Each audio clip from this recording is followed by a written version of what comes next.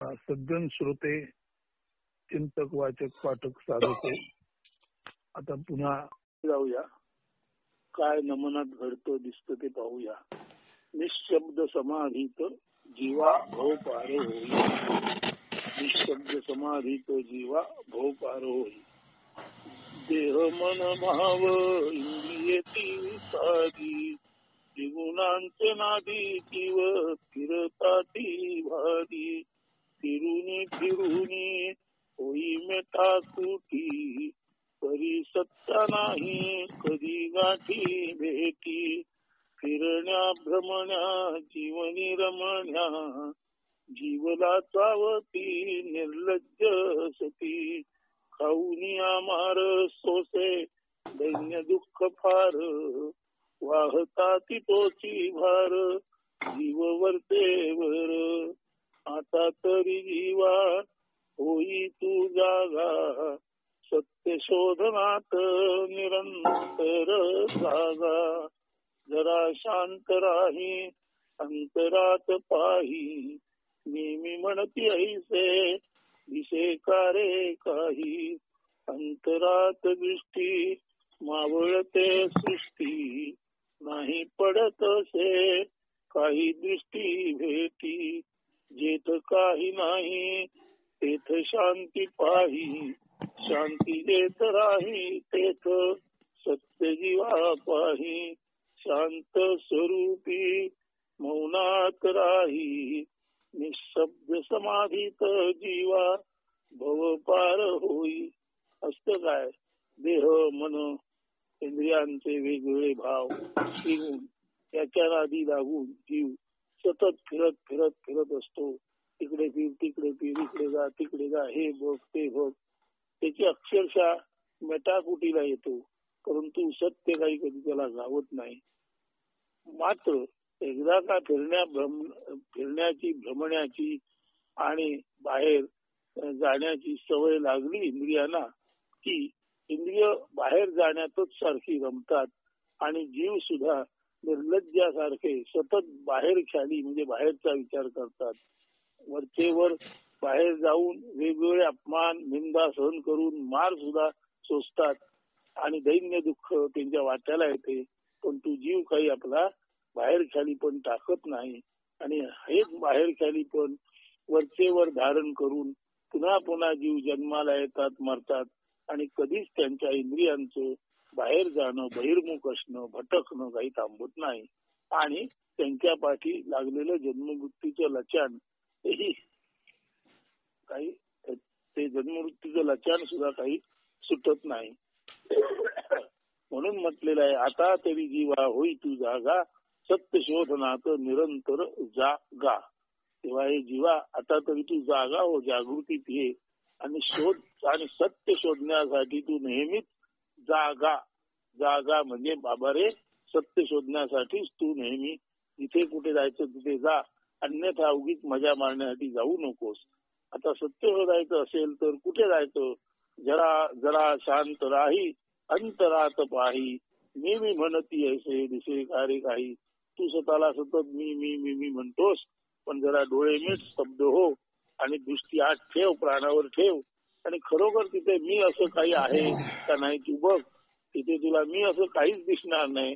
शांतपणे स्पंदत असलेला प्राण दिसेल आणि त्या प्राणामुळे तुझी जीवदशा आणि जीवन तुझं चालू आहे हे दिसेल. त्या चैतन्यामुळेच तुझं अस्तित्व आहे दिसेल.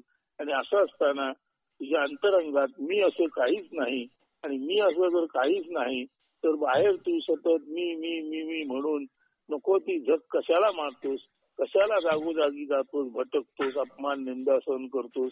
म्हणून जर शांतपणे अंतरात पाहिलं, मनात पाहिलं तर मनात म्हणजे मनात नाही, डोळे मिटून अंतरंगात आतच शरीराच्या आतच आपण शोध घेतला तर केवळ स्वच्छ आणि सुंदर चालणारे प्राण आणि त्यामुळे निर्माण होणारी ऊर्जा, जी ऊर्जा आपल्याला जीवन जगण्यासाठी शक्ती देते, या पलीकडे आतमध्ये मी असं काही नाही ते तुला दिसेल. म्हणून जरा जरा शांत राही अंतरात पाही, मी म्हणती ऐसे दिसे कारे काही, असं म्हटलेलं आहे.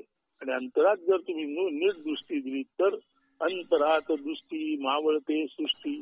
अंतरात आपलं लक्ष गेलं तर मी आणि त्याचं जग सर्वच मावळतं. तिथे काहीच नाही. नाही पडत असे काही दृष्टी भेटी, तिथे काहीच दिसत नाही.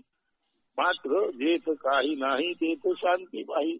तिथे जाग नाही, जागृती नाही, याचा अर्थ तिथे जग नाही.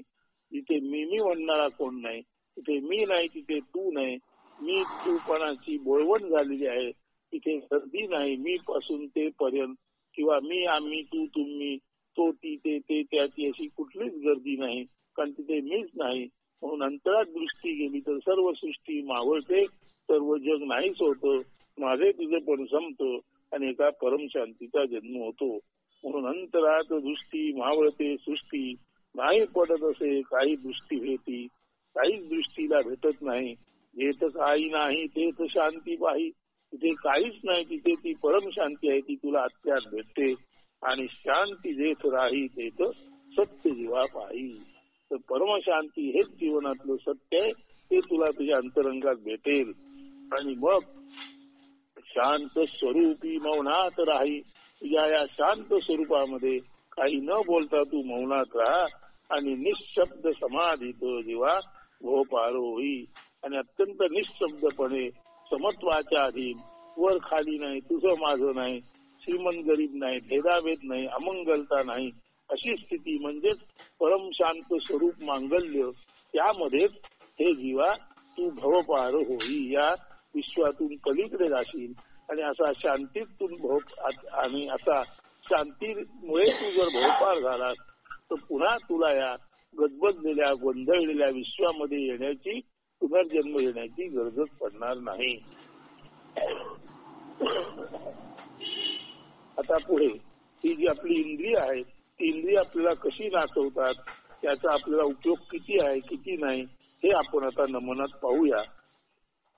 काव्याचं नाव आहे मरोनी मी पण दाटो शांत त्रिभुवन. मरोनी मी पण दाटो शांत त्रिभुवन. आता नीट ऐका.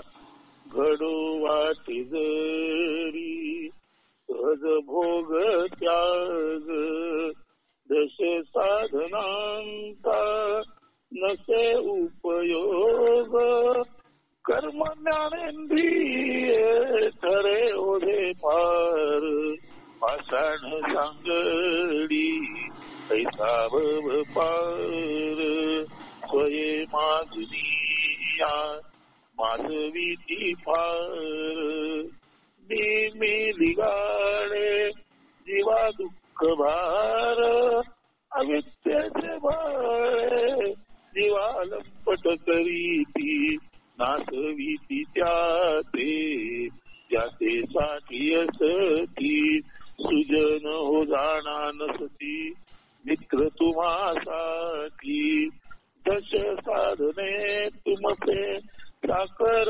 असती, चाकराची वसती तेव्हा चाकराचे ठाई, पायीची वहाण राहू देई पायी, गंगेसी धरुणी शिरी हर गंगाधर, जोगडा सोडूनी परी धरी रत्नाकर, तैसे साकरासी डोई ना बैसरी, विंचू सापव घेरी तरी दुरती सारावी, ईश साधनेसी एकादशी लक्षी, स्थिर दृढ मने राम लक्ष्मी लक्षी, राम राम रामेती घडावे गुंजन, मरो निमिपण दाटो शांत त्रिभुवन. राम राम रामेती घडावे गुंजन, मरो निमिपण दाटो शांत त्रिभुवन. जर आपणाला सहजपणे भोगांचा त्याग घडा वाटत असेल, आसक्ती नष्ट व्हावी वाटत असेल, तर दशसाधनांचा म्हणजे पंच ज्ञानेंद्रियांचा आणि पंच कर्मेंद्रियांचा आपणाला खरोखर काही उपयोग नाही. ही कर्म आणि ज्ञानेंद्रिये आपणाला ओझ्यासारखी म्हणजे नष्टाभार म्हणून आपल्याला ती व्हावी लागतात. आणि असा हा दशेंद्रियांचा ओझ, असं हे दशेंद्रियांचं ओझ जर आपण सांगड सांगड म्हणजे पोहण्यासाठी 2 नारळ बांधतात आणि त्याची सांगड करतात व टायर बांधतात का तर पाण्यावर तरंगण्यासाठी. पण हा जो भवसागर पार व्हायचा असेल तर ही कर्मेंद्रिय आणि ज्ञानेंद्रिय ही मुळात जड इंद्रिय आहेत. त्यांची जर सांगड आपण बांधून भवसागर पलीकडे जायला पाहू तर खऱ्या अर्थाने दगड बांधून आपण समुद्र पार करायला बघू. म्हणून पंच कर्मेंद्रिय आणि ज्ञानेंद्रिय ही जड दगडासारखी आहेत, ती पाषाणासारखी आहेत. त्यांना बांधून आपण किंवा त्यांच्या सहित आपण हा भवसागर पार करू शकणार नाही. म्हणून पाषाण सांगडी कैसा भोपार. तर ही जी दशेंद्रिय पाषाणासारखी जड आहेत त्यांच्या संगतीने आपण हा भवसागर जीवनसागर पार करू शकणार नाही. ही दशेंद्रिय काय आहेत बघा. सोये माजुनिया माजविती फार मी निगाडे जीवा दुःख भार. ही पंच ज्ञानेंद्रिय पंच कर्मेंद्रिय जरी आपल्याला सुखोपभोग देत असली तरी ती आपणाला सुखोपभोग देतात. म्हणून ती अशा तऱ्हेने वर्तन करतात की जीवासाठी मी अत्यंत आवश्यक आहे, जीवाला पाहिजे ते मी देतो. म्हणून जीवाला देणारी ही दश साधनं ही वास्तवात जीवाचे चाकर आहेत, गुलाम आहेत. ती साधनं किंवा हे गुलाम किंवा चाकर मालकाला सुख देतात. म्हणून मालकापेक्षा स्वतःला शाणे समजतात, उन्मत्त होतात आणि जे चाकर मालकाला उपयोगी पडावे असे वाटतात ते चाकर मालकाला अंतिमतः निरुपयोगी ठरतात. तर स्वतःची माजतात, स्वतः उन्मत्त होतात आणि जीवाला उन्मत्त दिशेला नेतात आणि जीवालाही दुःख देतात. म्हणून सोये माजुनिया माजविती फार मी लिगाडे जीवा दुःख वार. लिगाडे म्हणजे भानगड, म्हणजे स्वतःही दश साधनं हे दश चाकर आहेत जीवाचे, जीवाला सुख देण्यासाठी. ती वास्तवात दश साधनं अविद्येच्या नादी लागतात, वाईट मार्गी लागतात, भोगाच्या मागी लागतात, विषयाच्या मागी लागतात. ती स्वतः माजतात आणि जीवाला सुद्धा उन्मत्त होऊन मी म्हणायला भाग पाडतात. जीवाला अहंकारात घालतात, जीवाला अहंकार रूपी संकटात पाडतात. आणि ही जी अविद्या आहे अहंकाराची, त्या अहंकाराच्या अविद्येमुळे जीव लंपट बनतो आणि शेवटी 10 साधनं जी तुमची आमची नोकर असतात ती तुम्हा आम्हाला नासवतात, आपणाला अधोगतीला नेतात. म्हणून म्हटलेलं आहे सोये माजुनिया माजविती फार मी लिगाडे जीवा दुःख वार. अविद्येचे बळे जीवा लंपट करीती नासविती त्याचे ज्याचेसाठी अशी मी लिगाडे. मी अशी सारखी पाठी लिगाड म्हणजे भानगड पिढा निर्माण करतात. म्हणून सुजन हो जाना सुधी मित्र तुम्हासाठी दश साधने तुमचे चाकर असती. चाकराची वस्ती ठेवा चाकराचे पायीची वाहनं दूर राहू देई. तेव्हा सज्जन लोक श्रोते हो तुम्ही ओळखा की पंच ज्ञानेंद्रिय आणि पंच कर्मेंद्रिय तुमच्या मुक्तीसाठी, तुमच्या आत्मसुखासाठी, आत्मज्ञानासाठी आहेत. जरी ती संसारात तुमच्या काही उपयोगी पडली तरी त्याचा अतिरिक्त वापर करून तुमचा संसार नाश होतो. तुमचं लौकिक जे आहे ते थोडंसं बळकट होतं आणि त्यामुळे तुमचं पारलौकिक म्हणजे तुमची आत्मसुखाची दारं आहेत ती बंद होतात. म्हणून ही जसं इंद्रिय पंच ज्ञानेंद्रिय आणि कर्मेंद्रिय हे तुमचे गुलाम आहेत, चाकर आहेत आणि चाकराची वस्ती चाकराला दिलेल्या जागेतच असावी. चाकराने मालकाच्या डोईवर बसू नये. ज्या पद्धतीने पायाची वाहन जी असते ती पायातच शोभते, तिला डोक्यावर धारण करण्यात अर्थ नाही. तसं दशेंद्रियांची जागा चाकराची आहे, त्याने आपल्या मर्यादेत राहावं आणि मालकाने सुद्धा चाकरांना चाकरासारखं वागवावं. जसं पायातली वाहन पायातच बरी दिसते ती पायातच ठेवायची असते, डोक्यावर धारण करायची नसते. तसं म्हणून सुजन हो जाणा नसती मित्र तुम्हासाठी दश साधने तुमचे चाकर असती. चाकराशी वस्ती ठेवा चाकराचे पायीची वाहन राहू देई पायी. आता एक उदाहरण बघा. गंगेशी धरुनी शिरी हर गंगाधर जो गडा सोडुली परी धरी रत्नाकर. तैसे चाकराशी डोईना भैसावी विंचू साप अवघे हरी दुरती सारावी. म्हणजे गंगेला पृथ्वीवर अवतीर्ण होण्यासाठी तिचा आवेग सहन करायचा होता. भगीरथाने प्रार्थना केली म्हणून गंगेला प्रथम शंकराने आपल्या मस्तकावर धारण होण्यास परवानगी दिली. आता शंकर हा तर बैराग्य स्मशानात राहणार आहे, तर गंगा शंकराच्या डोक्यावर बसली आणि शंकराने तिला डोक्यावर धारण केलं तरी सुद्धा शेवटी ती शंकराला सोडून रत्नाकराकडे, रत्नाकर म्हणजे समुद्र, तिथे सर्व रत्नांचा साठा असतो अशी समजूत आहे. म्हणून जोगड्या शंकराला सोडून रत्नाकराकडे, श्रीमंत माणसाकडे जशी गंगा गेली, जरी गंगेला शंकराने आपल्या मस्तकी धारण केलं होतं तरी सुद्धा गंगा, त्यातून स्त्री याचा अर्थ आहे, गंगा याचा अर्थ कामवासना असा अर्थ आहे, गंगा याचा अर्थ ती श्रीमंतीला लोभाला बळी पडते असा त्याचा अर्थ आहे. म्हणून गंगेला डोक्यावर धारण जरी शंकराने केलं तरी ती जोगड्या बैरागी शंकराला सोडून रत्नाकराकडे, जो रत्नमानकाने समृद्ध आहे अशा श्रीमंताकडे गेली, हे लक्षात घ्या. आणि म्हणून 10 इंद्रिय, पंच ज्ञानेंद्रिय आणि कर्मेंद्रिय हे तुमचे चाकर आहेत, त्यांना चाकराच्या जागीच ठेवा. त्यांना जर तुम्ही डोक्यावर बसवलं तर तसं होईल. विंचू साप अवघे हरी तरी दूरती सारावी. तरी पंच ज्ञानेंद्रिय आणि पंच कर्मेंद्रिय ईश्वर निर्मिती म्हणून तुम्हाला सारखीच वाटायची असली, जशी विंचू आणि साप हे सुद्धा परमेश्वर निर्मित म्हणून हरी आहेत. पण विंचू आणि साप जरी हरीने निर्माण केले तरी विंचू आणि सापांना कोण खिशात बाळगत नाही, कोण डोक्यावर बसवत नाही. त्यांची विषाक्तता, त्यांचं वाईट असणं लक्षात घेऊन त्यांना जसं दूर ठेवतात, तसंच पंचज्ञानेंद्रिय आणि पंचकर्मेंद्रिय जरी ईश्वर निर्मित असली, त्यांच्यामध्ये सुद्धा देव असला तरी सुद्धा त्यांचा जो गुण आहे तो अवगुण आहे, तो जडतेचा गुण आहे, भोगाचा गुण आहे, नाशाचा गुण आहे. हे लक्षात घेऊन त्या 10 इंद्रियांना तुम्ही तसे दूर ठेवा. जसं साप आणि विंचू हे सुद्धा परमेश्वर निर्मित असले तरी त्यांना तुम्ही आम्ही दूर ठेवतो तसे. म्हणून गंगेशी धरुनी शिरी हर गंगाधर, जोगडा सोडूनी परी धरी रत्नाकर, ऐसे चाकराशी डोईना भैसवी, विंचू साप अवघे हवी तरी दूरती सारावी. आता करायचं काय? ईश साधनेशी एकादशी लक्षी, स्थिर दृढ मने राम लक्षुन्या लक्षी, राम रामेती रामेती घडावे गुंजन, मरोनी मी पण दाटो शांत त्रिभुवन. जर तुम्हाला ईश्वराची साधना करायची असेल तर पंच ज्ञानेंद्रिय आणि पंच कर्मेंद्रिय ही 10 इंद्रिय सोडा आणि 11व्या इंद्रियावर, ज्याला अंतःकरण, आतील इंद्रिय, खोलवर लपलेलं इंद्रिय म्हणतात. करण म्हणजे साधन किंवा करण म्हणजे इंद्रिय. तर पंच ज्ञानेंद्रिय आणि पंचकर्मेंद्रिय या 10 इंद्रियांकडे दुर्लक्ष करा आणि तुमच्या आतवर्गे मनबुद्धी चित्त अहंकार असं 4 प्रकारे समृद्ध असलेलं अंतःकरण नावाचं इंद्रिय आहे, त्याच्याकडे तुम्ही लक्ष द्या. म्हणून म्हटलेलं आहे ईश साधनेशी एकादशी लक्षी. ईश्वर साधना करायची असेल तर 11व्या इंद्रियावर लक्ष द्या आणि 10 इंद्रियांकडे दुर्लक्ष करा.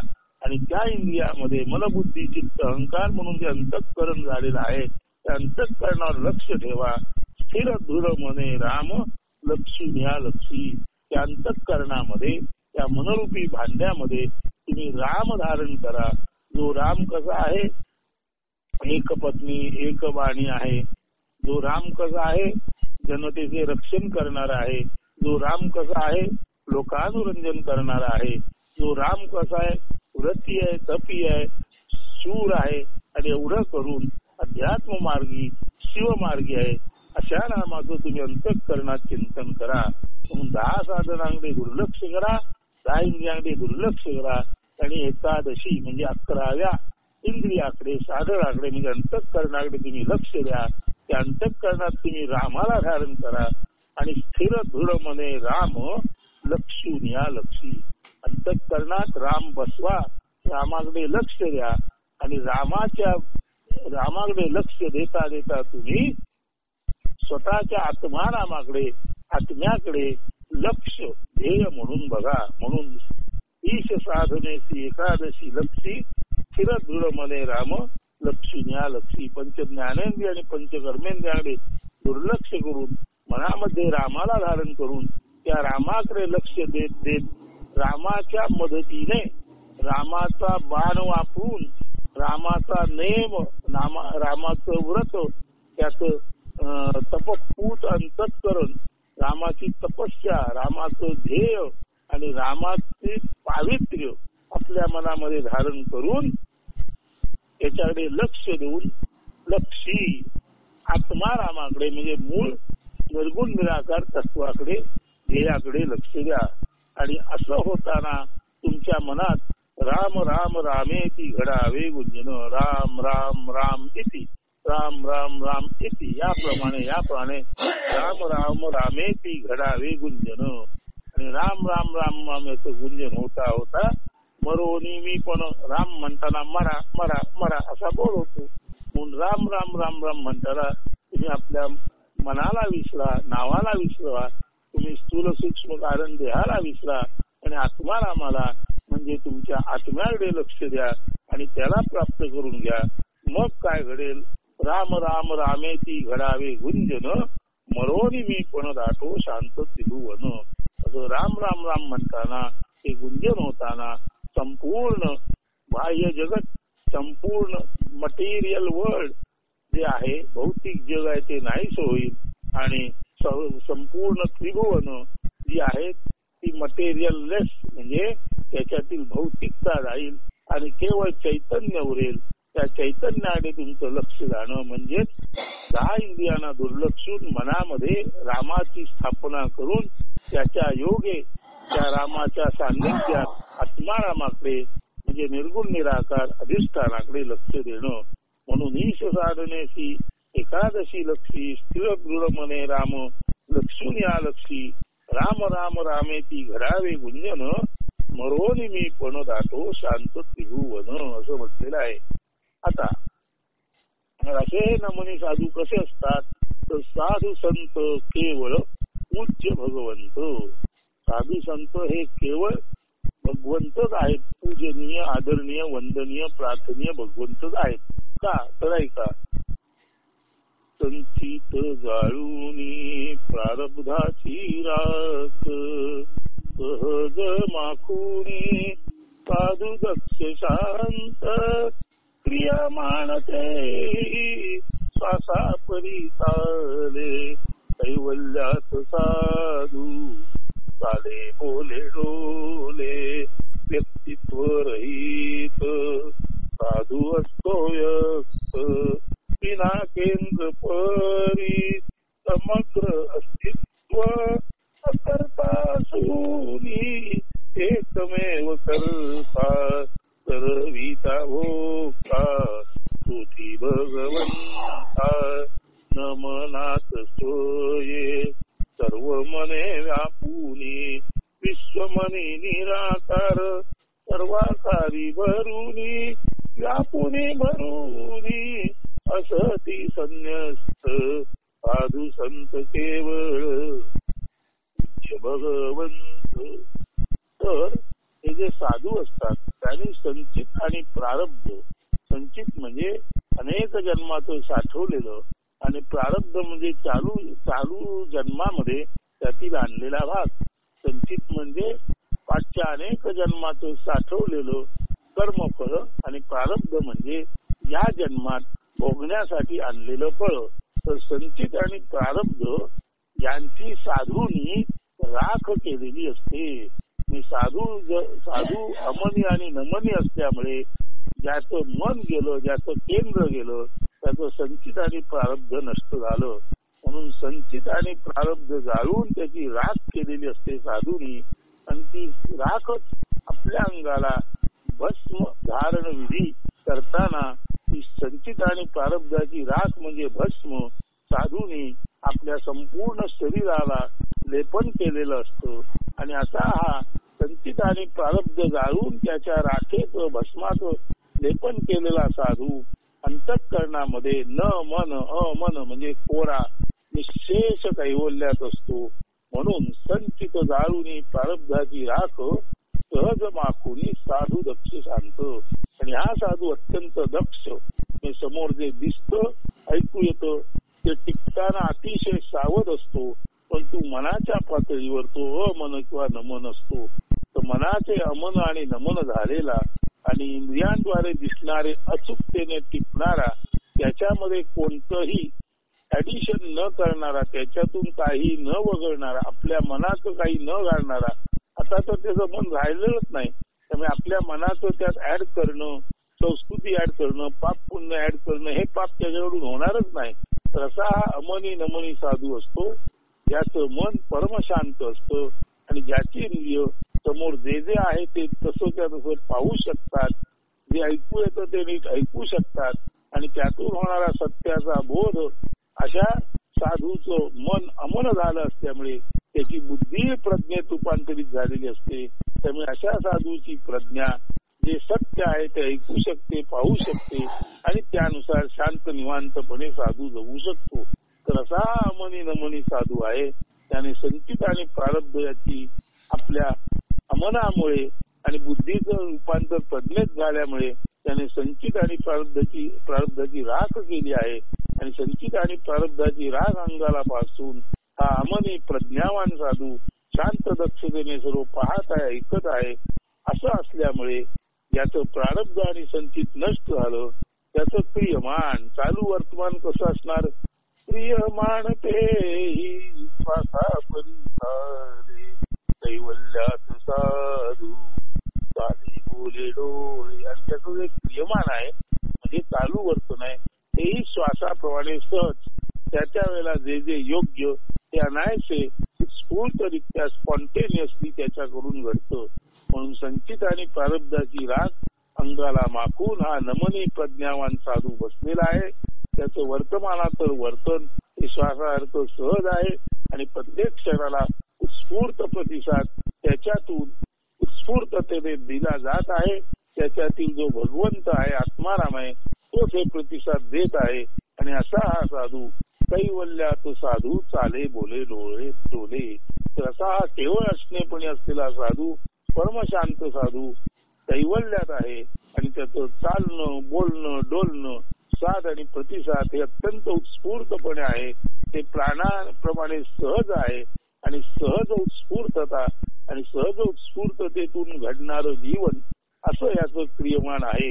इतकं साधूचं जीवन सहज आहे, जणू काय सहज प्राण स्पंदित असावे तसे. मग असा हा साधू असतो तरी कसा?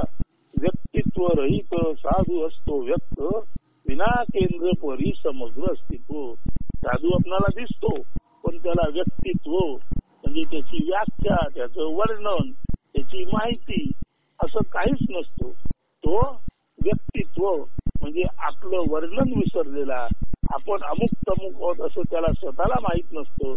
तो विना केंद्र, ज्याचं केंद्र म्हणजे मी नाहीसा झालेला, मी नाहीसा झालेला आणि व्यक्ताचं केंद्र म्हणजे मी किंवा मन ते नाहीसे झालेला असा हा अमनी नमनी साधू विना मन अमनी नमनी असतो. त्याचं मन नष्ट झालं त्यामुळे तो दिसला तरी तो असा आहे अशी त्याची व्याख्या सांगता येत नाही. तो वर्णनाच्या पलीकडे म्हणजे वर्णनातीत असतो. असा हा वर्णनातीत साधू, याचं मन नष्ट झालं, तो आता स्वतःच मन नष्ट होऊन अखिल विश्वाचं, अखिल अस्तित्वाचं मन, अखिल विश्वाचं, अखिल अस्तित्वाचं सार सर्वस्व आपणच बनून राहिलेला असतो. म्हणून व्यक्तित्व रहित साधू असं तो व्यक्त, व्यक्तित्व रहित साधू असो तो व्यक्त. साधू व्यक्त असला तरी तो व्यक्तित्व रहित आहे. तो विना केंद्र म्हणजे मी रहित असला तरी सुद्धा त्याचा मी नष्ट झाल्यामुळे तो आपण म्हणजे वैश्विक झालेला आहे. त्यामुळे तो आता समग्र अस्तित्वच त्याच्यामध्ये असतो. म्हणून व्यक्त असूनही व्यक्तित्व रहित म्हणजे व्यक्त असला तरी जो मर्यादित नाही आणि तो मर्यादित नसल्यामुळे वैश्विक झाल्यामुळे तो समग्र असतो आणि अखिल विश्वाचं सार सर्वस्व खराखुरा सत्यार्थ त्याच्यामध्ये साठवलेला असतो. म्हणून हा नमनी प्रज्ञावान साधू व्यक्तित्व रहित साधू असतो व्यक्त, विना केंद्र नाही, मन नाही असा असलेला हा साधू समग्र अस्तित्व टोटॅलिटी म्हणजे संपूर्ण असणेपणाचं सार सर्वस्व असतो. अकर्ता असूनही एकमेव करता. तो स्वतः काहीच करत नाही पण तो स्वतःच वैश्विक चैतन्य असल्यामुळे त्याच्याद्वारेच सर्व क्रिया घडल्या जातात. करविता भोगता तोची भोगविता आणि अशा सर्व क्रिया करून घेणारा, लोकांना भोगायला देणारा, भोगायला लावणारा, स्वतः मात्र नामानिराळा असणारा हा अमनी प्रज्ञावान साधू करविता असतो, भोगविता असतो, करता असतो, भोगता असतो, परंतु स्वतः त्यातील तो काहीच नसतो. तो समग्र असतो. त्याने तुम्हा आम्हाला भोगण्यासाठी करण्यासाठी प्रेरणा दिलेली असते. सर्व काही त्याने आपलं अस्तित्व तुम्हा आम्हाला दिलेलं असतं आणि त्याच्या कृपेवर आपण हा जीवनातला खेळ खेळत असतो. तो मात्र स्वतः परमेश्वर, परम म्हणजे श्रेष्ठ, ईश म्हणजे नियंत्रण करणारा आणि वर म्हणजे श्रेष्ठ, सर्व जगाचं नियमन करणारा तो परमश्रेष्ठ ईश्वर असतो. तो व्यक्त असला तरी त्याला व्यक्तित्व नसतं. त्याचं निर्केंद्र नाहीचं होऊन तो अमनी नमनी प्रज्ञावान साधू समग्र अस्तित्व म्हणजे समग्र विश्वाचं सार सर्वस्व अर्थ असतो. सर्व विश्वाची सार्थकता त्याच्यामध्ये सामावलेली असते. तो स्वतः काही न करता सुद्धा तुम्हा आम्हाला सर्व करायला फॅसिलिटेट म्हणजे सवलत देणारा असा सवलतदाता संधीदाता असतो. आपल्याला काही मिळण्यासाठी तो आपल्याला मदत करतो. करविता भोगता तोची भोगविता, आपल्याकडून करून घेणारा, आपल्याकडून भोगून घेणारा, करविता भोगविता आणि तुमच्या आमच्या रूपाने अदृश्य करता भोगता असं त्याचं स्वरूप असतं. नमनात सोये सर्व मने व्यापुनी विश्वमनी निराकार सर्वाकारी भरुनी. तो नमनात असल्यामुळे स्वतः त्याला जरी मन नसलं तरी सर्व मनाला व्यापून तो उरलेला असतो. नमनात असलेला साधू सर्व मने व्यापून विश्वमनी असतो आणि त्याला स्वतःला आकार नसला तरी संपूर्ण अस्तित्वाचा आकार किंवा सर्व विश्वातले आकार चैतन्याने जे भरले जातात ते त्याच्याच चैतन्याने भरले जातात. म्हणून नमनात असलेला हा साधू सर्व मने व्यापून असतो. विश्वमनी असलेला साधू स्वतः निराकार असला तरी सर्व आकारात चैतन्य म्हणून तोच व्यापून राहिला असतो. असा हा साधू नमनी प्रज्ञावान संन्यस्त व्यापुनी भरूनी असती संन्यस्त. तर सर्व व्यापून आणि भरून असे हे संन्यस्त साधू मुनी असतात. आणि असे साधू संत मुनी साधू संत केवळ पूज्य भगवंत. तर सर्व व्यापून उरणारे हे तेजाचे महोदरी तेजाचे महासागर साधू संत हेच खरे खुरे साधू संत केवळ पूज्य भगवंत. म्हणून नीट ऐका. संचित गाळूनी प्रारब्धाची राख सहज माखुनी साधू दक्ष शांत प्रियमान तेही श्वासापरी चाले कैवल्यात साधू चाले बोले डोले व्यक्तित्व रहित साधू असतो व्यक्त विना केंद्र परी समग्र अस्तित्व अकर्ता असूनी एकमेव करता करविता भोगता तोची भोगविता. नमनात स्वये सर्व मने व्यापुनी विश्वमनी निराकार सर्वाकारी भरुनी व्यापुनी भरुनी असती संन्यस्त साधू केवळ साधू संत केवळ पूज्य भगवंत. तेव्हा जनो साधू संतांमध्येच तुम्ही परमेश्वर पाहायला शिका. आता हा जो रिक्त मनी साधू असतो तो कसा असतो? ऐसे रिक्त मन रिकामा विठोबा. या साधूचं मन रिकाम झालेलं आहे. ऐसा रिक्त मनी जो रिकामा असतो तो स्वतःच विशेषत्वाने ठोंब्या म्हणजे तुमच्या आमच्यात असलेला विठोबा किंवा आत्मा आहे. तर बघा मन काय असतं, मनाचं स्वरूप बघा. स्मृती कल्पनांचे मन हे सदन ग्रहधारणांचे मन असे धरण सुष्ट दुष्ट योग्य अयोग्य अवघासार खेळ सत्य शोधनाना मना येतसे भोवळ. स्मृती कल्पनांचे मन हे सदन ग्रहधारणांचे मन असे धरण सुष्ट दुष्ट योग्य अयोग्य अवघासारा खेळ सत्य शोधताना मना येतसे भोवळ. मनाचे दुकानी सत्यवान नसे असत्य भ्रमाची मन खाणसे ज्ञाताचे साडीत ज्ञाताचेच वाण येथे सदा राही सत्याची तंतण सदन लुटावे धरण फुटावे मालाचे दुकान रिकामे असावे खणिता खणिता खाणी वस्तू ना उरावी अवचित तेव्हा सद्वस्तू भेटावी ऐसे रिक्त मन रिकामा विठोबा करत टेवरी निस्तब्ध तो उभा साधू शांत दक्ष ज्ञाता पार लक्ष अलक्षासी लक्षी स्थल काल वक्षी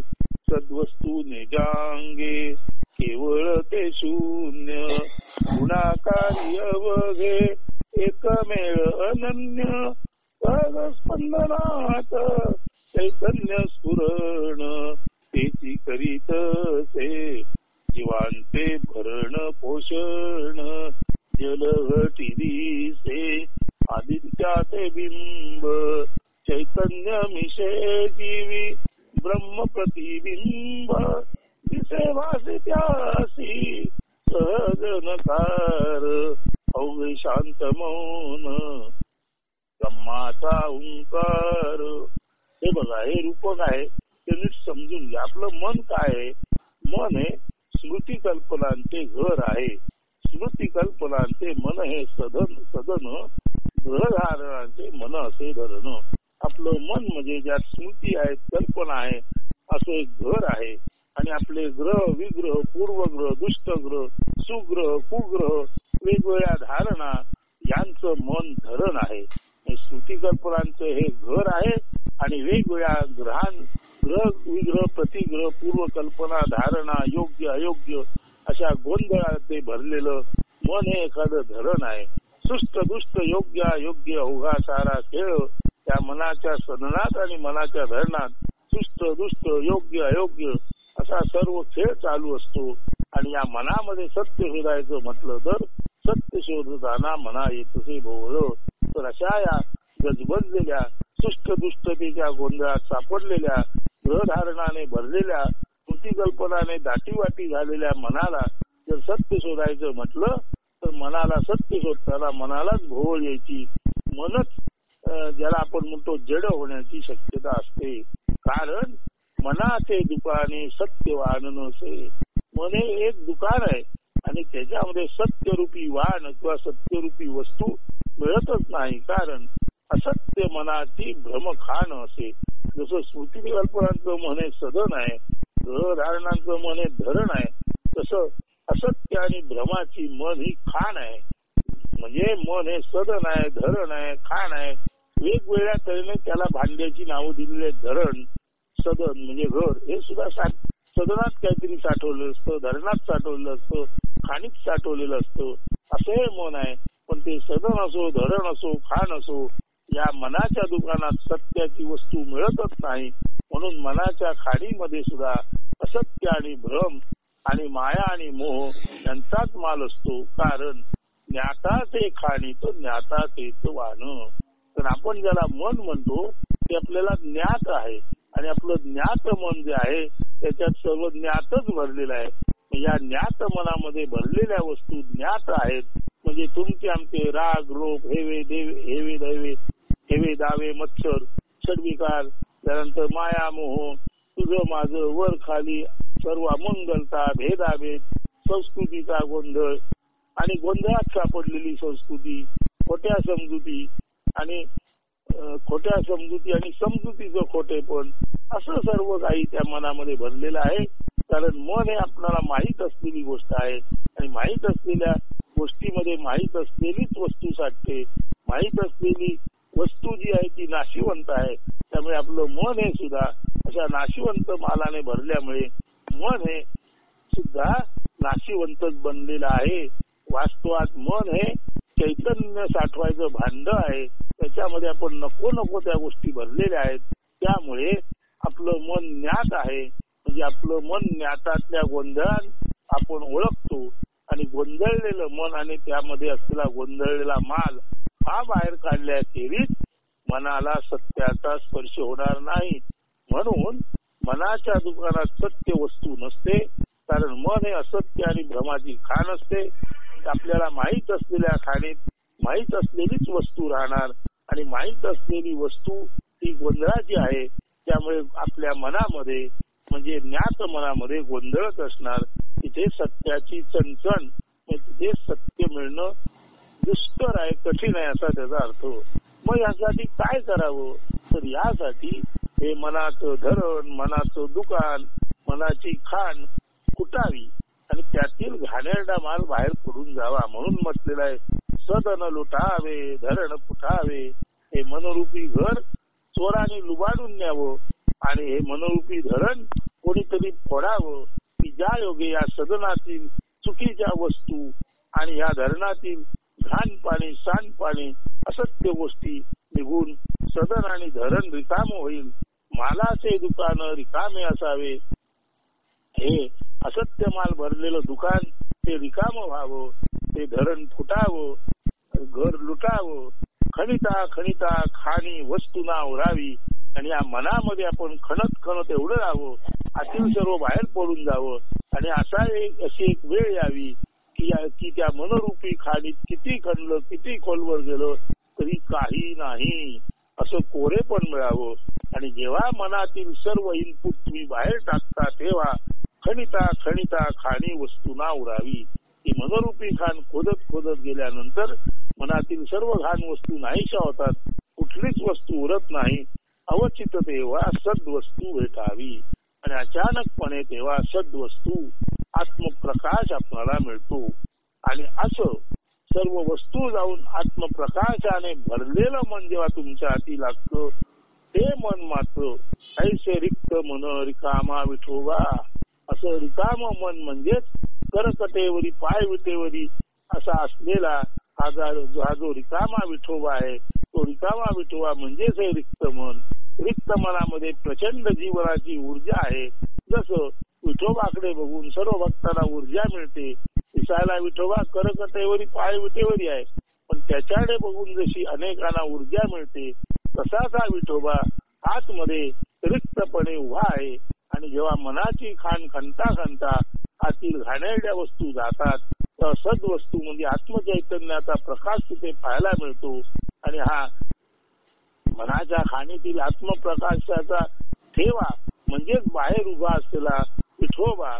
तर हा बाहेरचा विठोबा जेव्हा तुमच्या मनामध्ये आत्मप्रकाश ठेवा म्हणून आहे हे तुम्हाला समजेल तर बाहेरचा विठोबा आत उभा आहे तोच आत्मा आहे तुमच्या लक्षात येईल.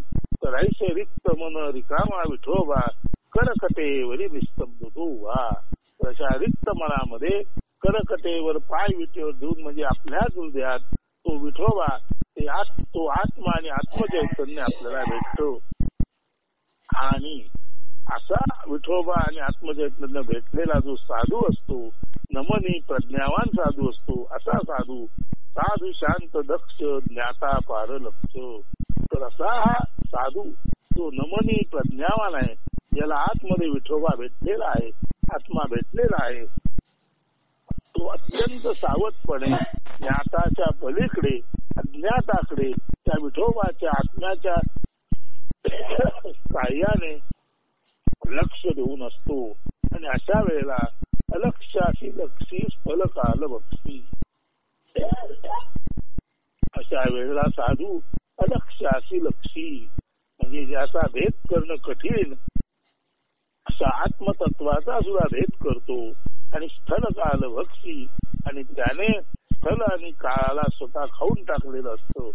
असा हा साधू स्वतःच विठोबा ज्ञाताच्या पलीकडे लक्ष देऊन जे अलक्ष आहे जे साधारणपणे गाठण्यास कठीण आहे ते ब्रह्म गाठतो. ब्रह्मज्ञान प्राप्त करून घेतो.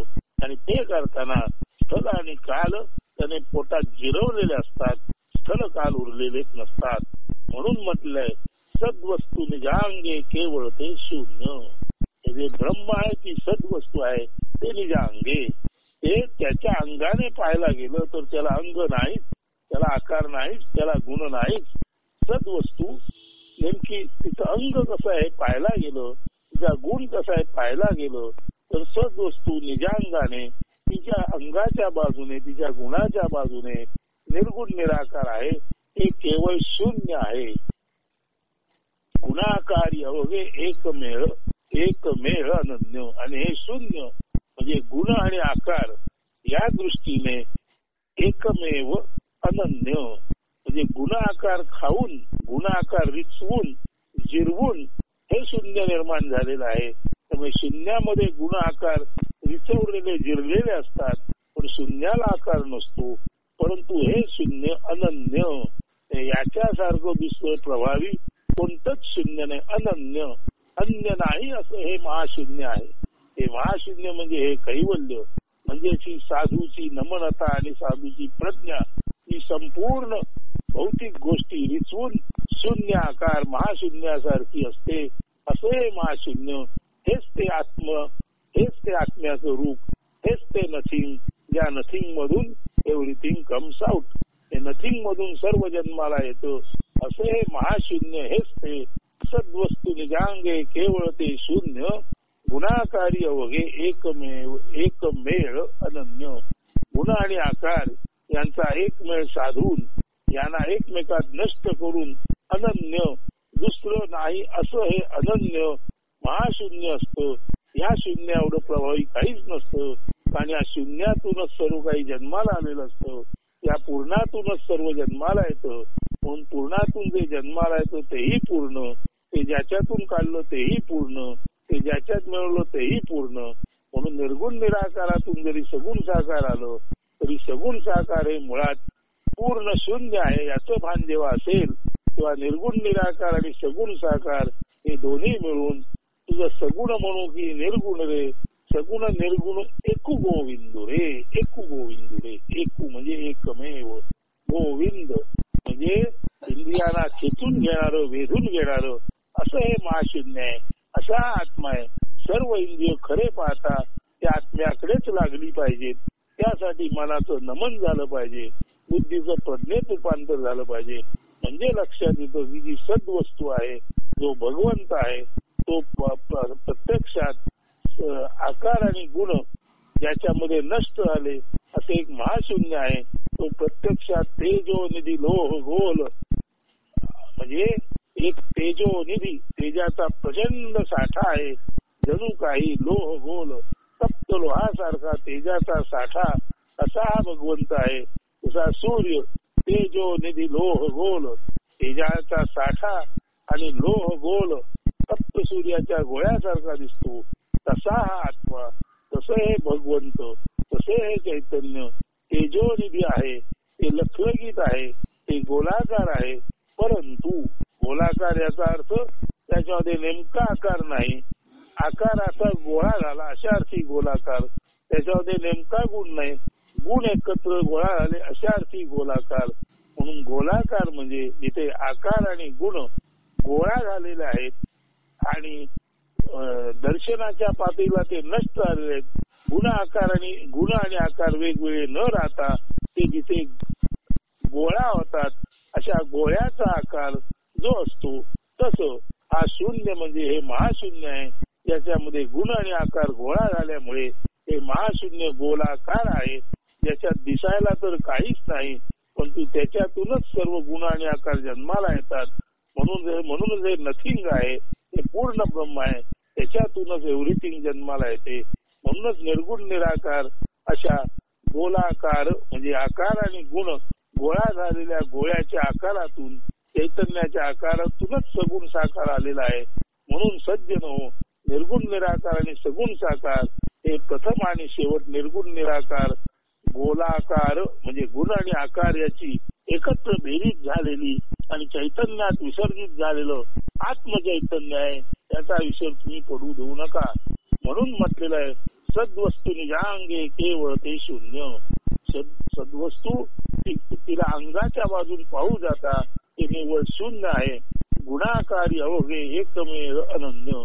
गुण आणि आकार याचा एकमेळ होऊन ते अनन्य, अन्य नाही असे दुसरे, अन्य नाही असे दुसरे याच्यासारखे नाही, अनन्य याच्यासारखे दुसरे नाही, याच्यासारखे तुलना करताना दुसरे काही टिकणार नाही असे अनन्य आणि एकमेव असं हे शून्य आहे. ज्याच्यामध्ये सर्व विश्वातले गुण आणि आकार गोळा होऊन ते गोलाकार महाशून्य चैतन्याने परिपूर्ण रसरसलेलं असा तो तेजोनिधी लोह गोल असं ते आत्मशून्य आहे. आणि सहज स्पंदनात चैतन्य स्फुरण. तर असं हे निर्गुण निराकार आत्मतत्व जसं आपण प्राणस्पंदित असतात तसं त्याचं जे अंतर्गत स्पंदन असतं त्याच्यातून चैतन्याचे किरण बाहेर पडतात. त्या चैतन्यातून जीवसृष्टी निर्माण होते. त्याच्यातून तुम्ही आम्ही झालो, याच्यातून संत झाले. फक्त संत त्या किरणातून बाहेर पडले आणि त्या किरणाला धरून आपल्या मुळापर्यंत आत्म्यापर्यंत पोचले तसं आपणाला आपण जिथून आलो तिथे चैतन्याच्या किरणाने परत जायचं हे ध्येय ठेवा आणि मी मधून आत्म्याकडे प्रवास सुरू करा. मग तुमच्या लक्षात येईल की सद्वस्तू निजांगे केवळ ते शून्य. विश्वाच्या मुळाशी जे आहे ते बघायला गेलं तर केवळ शून्य आहे. मात्र सर्व विश्वातील गुण आणि आकार गोळा होऊन एकमेव होऊन तत्वतः चैतन्याचा गोळा म्हणावा अशी ती सद्वस्तू आहे. आणि हा चैतन्याचा गोळा असल्यामुळे चैतन्य त्याचा जो सहज भाव आहे तो स्पंदित होणे आहे. जसं प्रत्येकाचं हृदय स्पंदित असतं तसं चैतन्य स्पंदित असतं.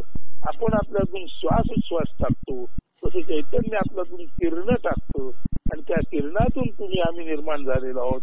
म्हणून सद्वस्तू निजांगाने जरी शून्य असली तरी त्याच्यामध्ये सर्व विश्वातील गुण आणि आकार अनन्यत्वाने म्हणजे दुसरे कधीच असे एकत्र येत नाहीत. इतके गोळा झालेले आहेत की आता त्याच्यात गुण आणि आकार दिसतच नाही. अशी स्थिती त्या अनन्य याच्यासारखं दुसरं काही नाही अशी स्थिती त्या महाशून्य आत्म्याची झालेली आहे. आणि तिथे सर्व गोष्टी मेळ धरून एकत्र झालेल्या आहेत की त्याच्यात नेमकं असं काही दृष्टीत पडत नाही. मात्र तरी सुद्धा हेच चैतन्य सहज स्पंदनात असताना जसे आपण प्राण बाहेर टाकतो किंवा आपल्या प्राणांचं येणं जाणं असतं तसं या चैतन्याला स्फुरण झालं. चैतन्याची किरण जी ये जा करतात त्याच्यातून ही सृष्टी निर्माण होते. म्हणून म्हटलेलं आहे निजांगाने जरी शून्य असलं आणि गुणाकार जरी एकमेव होऊन एकत्र येऊन गोळा होऊन ते महाशून्य चैतन्य अनन्य दुसऱ्यासारखं काही नाही इतकं श्रेष्ठ झालं असलं तरी सुद्धा ते चैतन्य सहज स्फुरणात असताना त्याच्यातून जे किरण बाहेर पडतात त्याच किरणाने सृष्टी निर्माण होते, मानव निर्माण होतात, पशुपक्षी निर्माण होतात आणि त्याच किरणाच्या चैतन्याने ते की करीत असे जीवांचे भरण पोषण.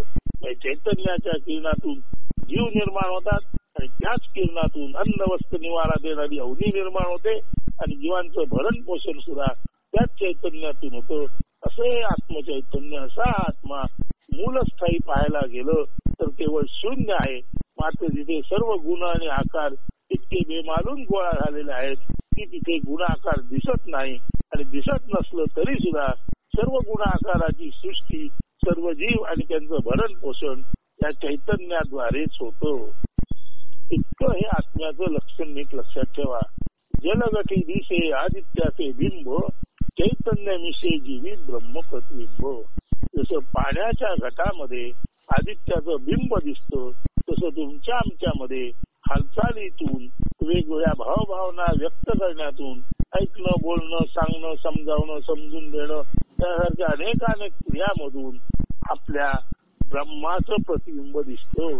म्हणजे पाण्यात जसं सूर्याचं प्रतिबिंब दिसतं तशा आपल्या हालचालीतून हे विराट ब्रह्म आहे, हे जे विराट आत्मतत्व आहे त्याची हालचाल तुमच्या आमच्यातून दिसते.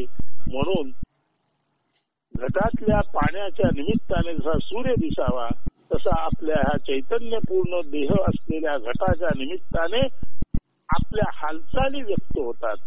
म्हणून जलघटी दिसे आदित्याचे बिंब चैतन्य मिशे जीवी ब्रह्म प्रतिबिंबिशे म्हणजे निमित्ताने. जलघटाच्या निमित्ताने जसं सूर्याचं प्रतिबिंब दिसतं तसं चैतन्याच्या निमित्ताने जीवामध्ये ब्रह्म प्रतिबिंबित झालेलं वेगवेगळ्या हालचालीत असलेलं हावभावात असलेलं दिसतं. दिसे भासे त्याशी सहज नकार. मात्र जे दिस भासतं त्याला सहजपणे नकार दिला तर म्हणजे गुण आणि आकार हे खोटे आहेत हे जर लक्षात दिलं तर त्याच्या पाठचं चैतन्य आपल्याला तळ हातावरच्या आवळ्यासारखं दिसतं. यालाच म्हणतात ब्रह्म करतल आमल कवत.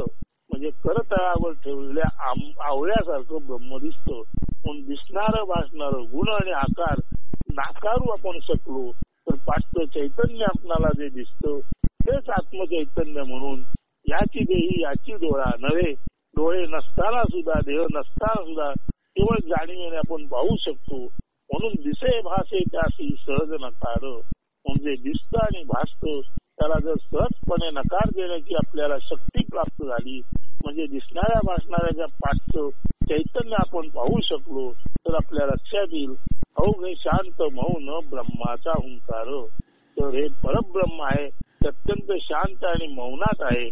फक्त त्याचे तेज बाहेर पडताना तो जो हुंकार बाहेर येतो, तोच तो ओंकार, त्याच्यातूनच हे सर्व जग निर्माण झालेलं आहे. अस्तु. आज इथेच थांबूया.